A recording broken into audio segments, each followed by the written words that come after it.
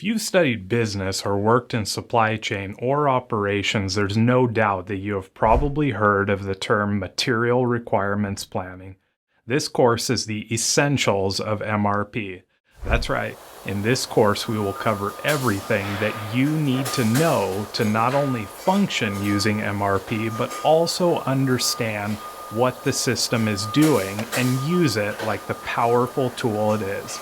Over the next few modules, we will take a deeper look into what MRP is, what MRP uses to plan with, the inputs and outputs of the MRP system, the difference between push and pull systems, how MRP works with lean, different planning horizons, bucketed MRP and bucketless MRP, the MRP grid, and how you can monitor and manage your MRP system. That's right, we'll cover all this and so much more.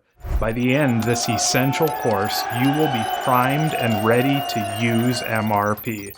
It's been said that knowledge is power, and in this course, you will gain knowledge, techniques, and valuable skills that will help you advance in knowledge and power of MRP.